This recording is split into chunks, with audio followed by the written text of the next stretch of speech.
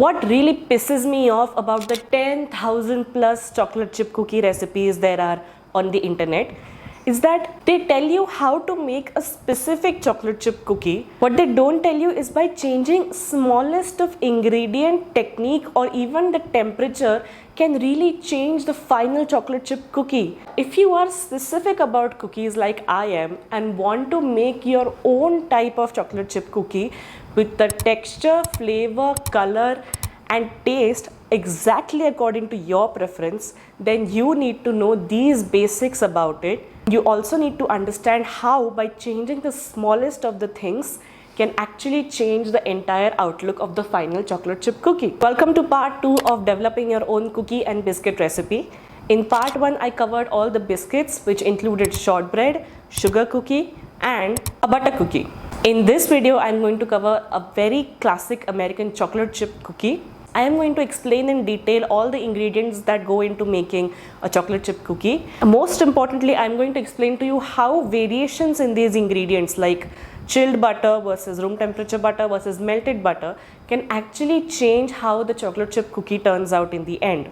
For this video, I cannot actually make 12 different batches of chocolate chip cookie. I will be here for 3 days. I'm going to make my favorite type of chocolate chip cookie using all the knowledge that we have gathered, and hopefully that will also help you create your specific type of chocolate chip cookie.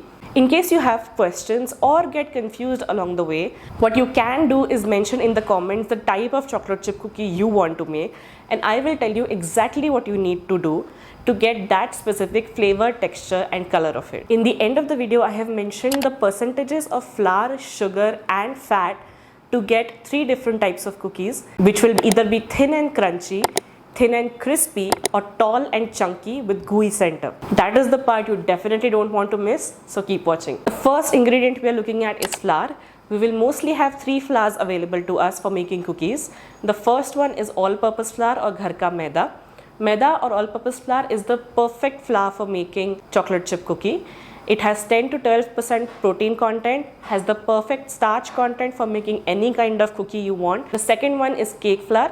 Cake flour has lesser amount of protein and will not make as much gluten as normal all-purpose flour. If you want a chocolate chip cookie that has a soft cakey texture on the interior, then you can use cake flour. In case cake flour is not easily available to you, you can remove 1 tablespoon of all-purpose flour and add 1 tablespoon of cornstarch to it. Just keep in mind, by adding cornstarch, your cookie will not spread as much and will have tender, thin, crispy edges. The third one is whole wheat flour or ghar ka atta. Whole wheat flour has a lot of nutrients and fiber in it. So the kind of cookie you make with it will have a lot of texture and will be nice and hearty. Will also absorb a lot of liquid and fat. You will have to keep that in mind when you're developing your cookie recipe. I wouldn't really use it for making chocolate chip cookies. I think it will be a really good substitute for making oatmeal raisin cookies, because oatmeal already has a lot of texture to it and the texture from whole wheat flour will complement it really well. Next are leavening agents, which means baking soda and baking powder. Baking soda is bicarbonate of soda and it's naturally alkaline in nature.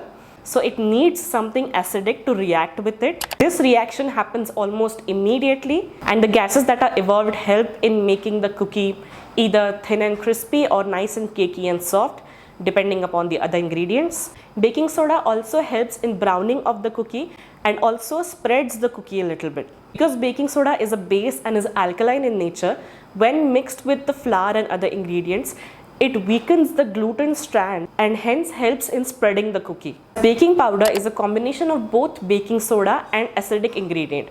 So it does not require an external acidic ingredient to react with. Just mixing baking powder with water will give a puffing action to the cookie and the cookie will become slightly taller and also it won't spread that much. Cookie with just baking soda requires slightly higher temperature, whereas with baking powder requires normal temperature to bake. Next is a type of sugar. Classic chocolate chip cookie usually has a combination of caster sugar and brown sugar.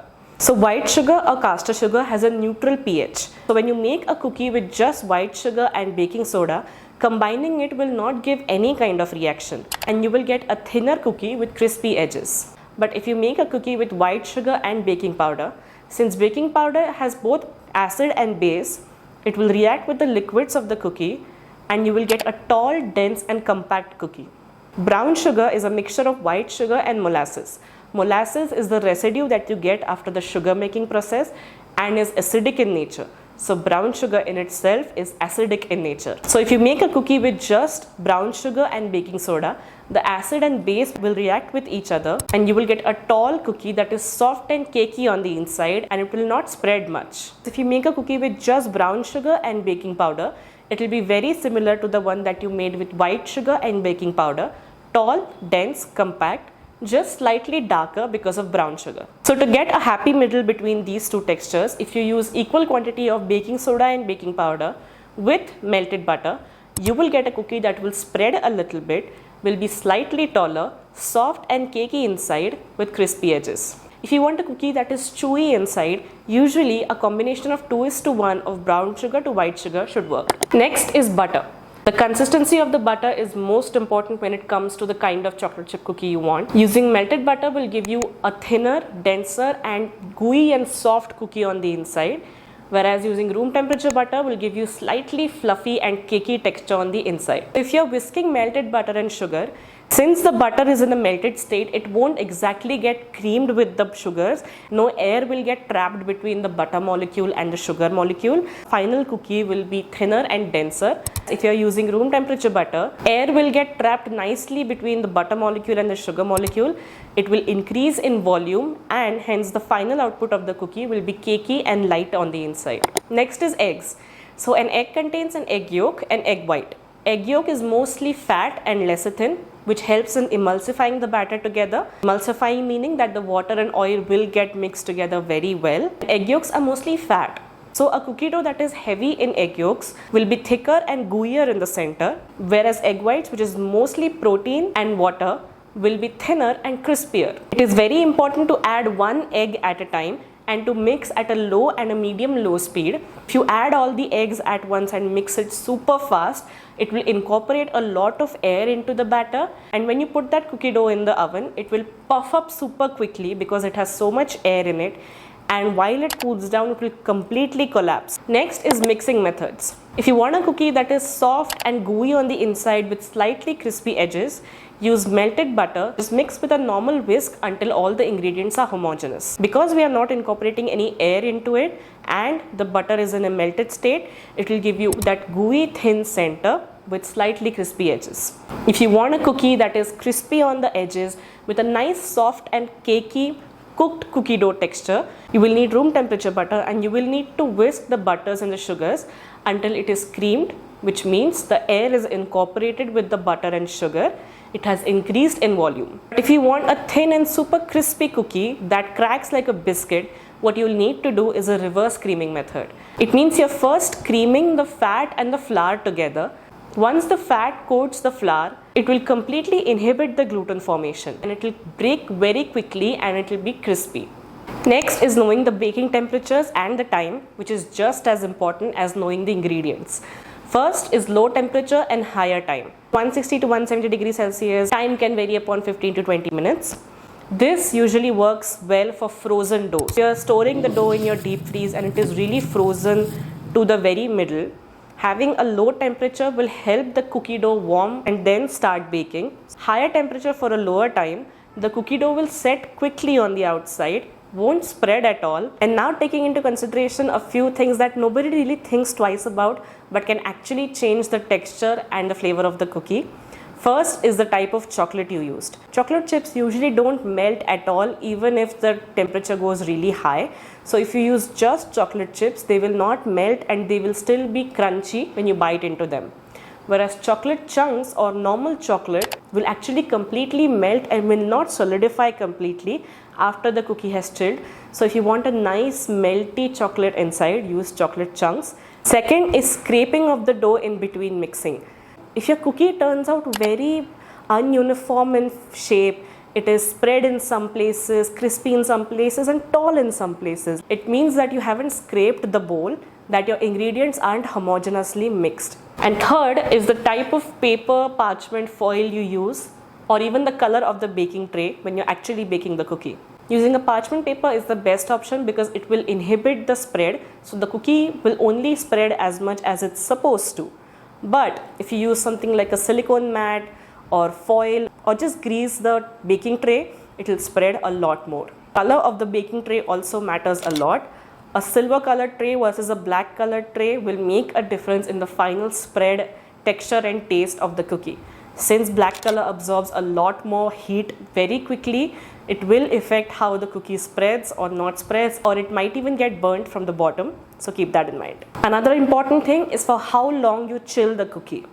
If you don't chill the batter at all and are using melted butter, the cookie will spread a lot because already the butter is melted. There is no time given for the butter to solidify or for the flour to hydrate completely. So directly baking the cookie will make the cookie spread a lot. If it is chilled for at least an hour or 2 hours in the fridge, it will bake very uniformly, will have as much spread as it is supposed to have, and will give you the texture that you want. Now that I have given you so much gyan about chocolate chip cookies, it is time to see if all that gyan is actually applicable or not. So I am going to create a very specific type of a chocolate chip cookie. I had accidentally created it 3 years ago.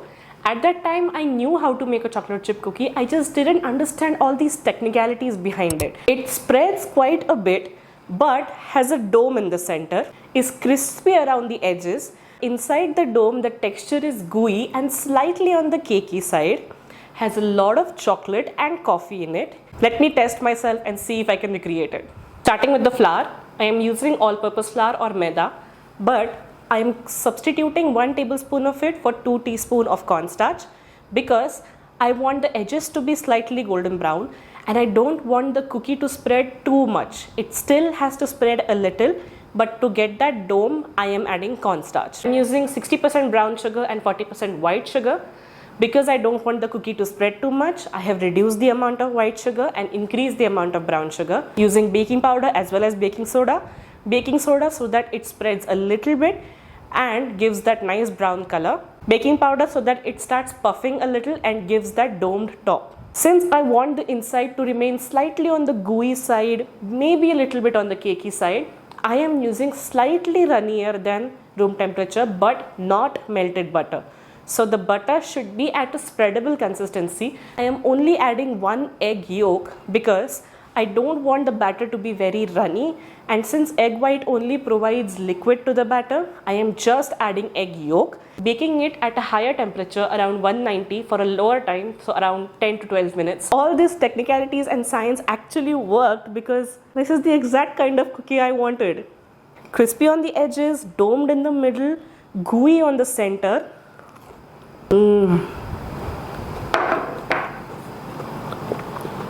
I'm speechless.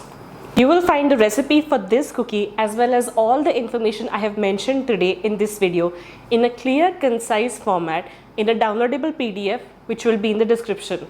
That PDF will also include a cheat sheet for 3 of the most popular chocolate chip cookies, a thin and crispy one, a thin one with crispy edges and soft inside, and a tall chunky cookie with a soft cakey inside. You should also check out part 1 of this video where I have covered the basics of how to make biscuits. Until the next video, bye bye.